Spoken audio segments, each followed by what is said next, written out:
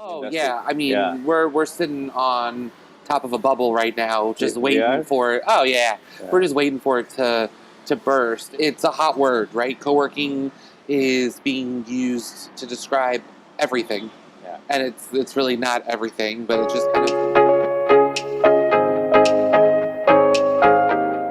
We're going to South Africa. We're doing a co-working safari.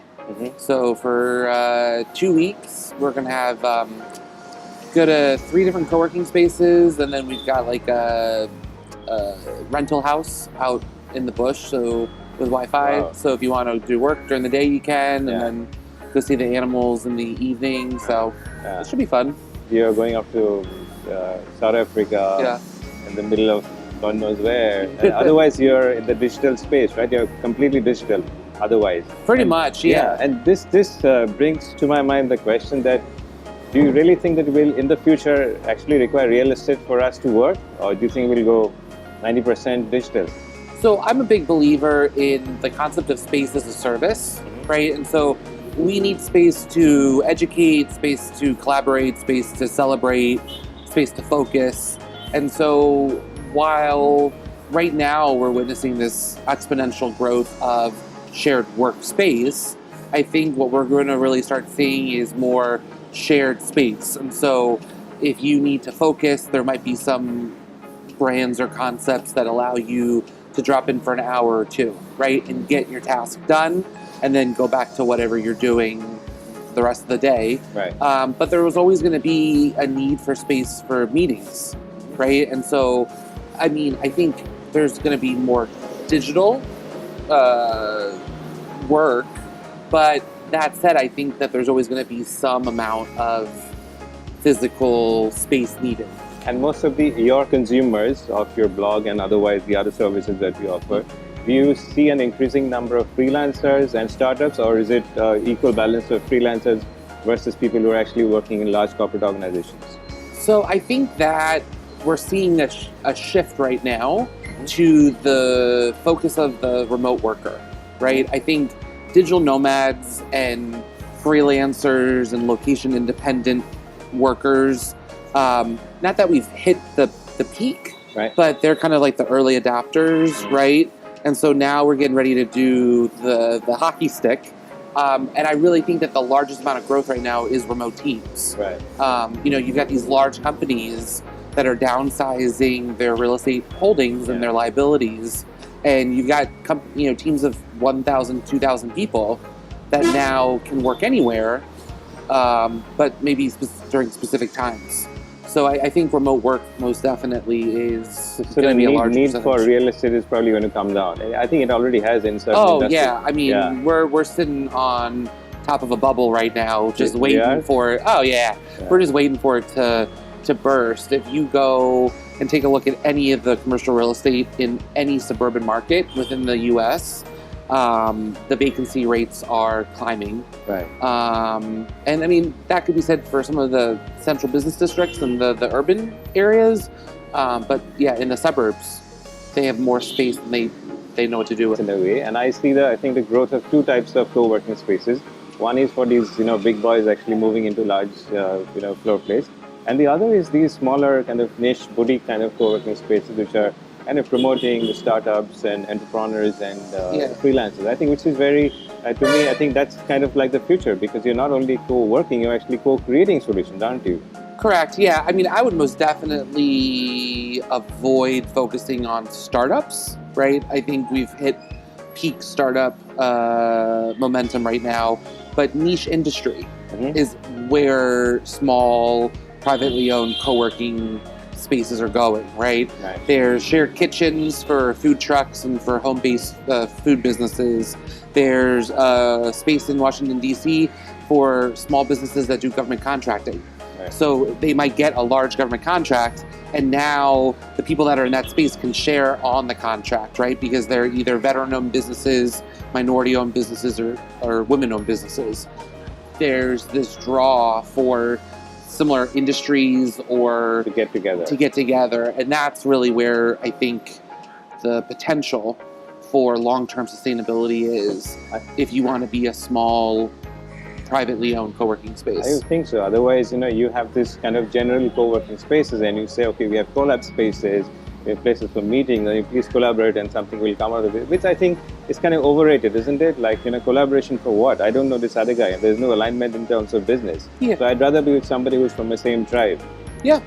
I think that it's a hot word, right? Co-working is being used to describe everything.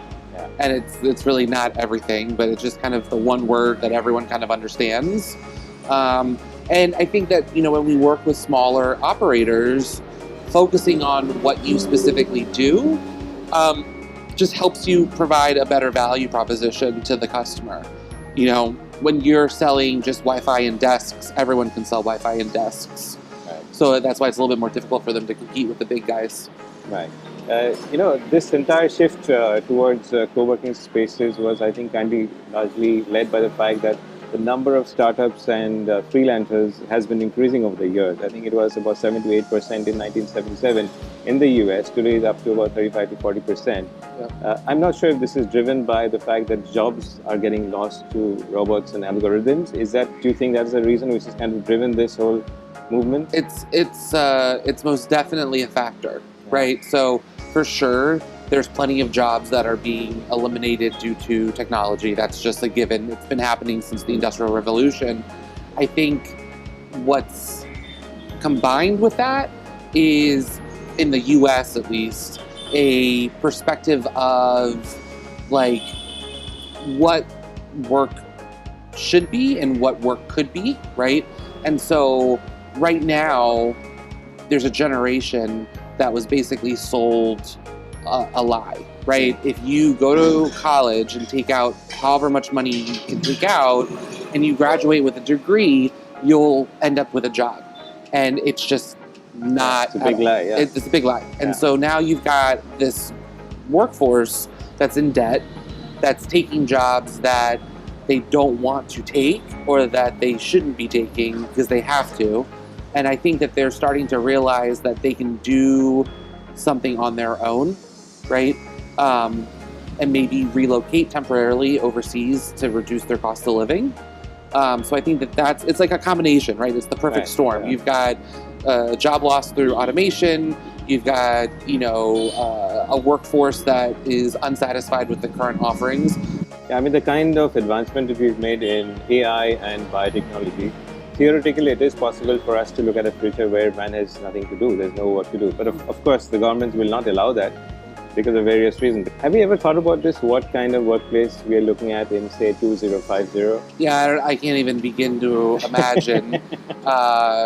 If you would have met me in 2013 and told me that we'd be doing what we're doing now in 2019, I would have thought you were crazy. I think virtual reality is going to play a key role in our entire life, right? I see already platforms where people can virtually co-work, right? Like they can literally go on a screen and they can log into a room, right? No different than kind of like an old school chat room. And I think that virtual reality just takes that and expands on it, where you can literally maybe sit now and see the people that are across the table from you. I think that people will always want to work. I think that there's this inherent need or nature to want to produce or want to contribute or want to have some type of purpose, right? Maybe you don't have to work 40 hours a week anymore. Maybe you're only working 20 hours a week. But I can't imagine people not doing any work, I think you still joined the party a little early in the sense that there's still about 50 to 60% of people still going to regular jobs. Yeah. Do you think it has prepared you better to actually see this kind of changes happening so fast, so dynamically? Yeah, I mean, I'm grateful for the opportunity I've had to quit my job when I did, kind of go through that tough process of understanding what it takes to go out on your own, but also understanding and learning that you can't do it by yourself. And I think it's given me a different perspective that I think a lot of my peers back home have, but maybe an older generation doesn't. They don't understand not working for one company for 30 years and having a retirement plan or Yeah. not having a retirement plan. And so I think that it's helped give me a little bit of a more globalist view Right. that this isn't happening in like one silo. This is something that's happening across the board, right? In all different ways and shapes and forms. This should be fun. I messed up. We're Yeah, good? you Blah, blah, blah, blah.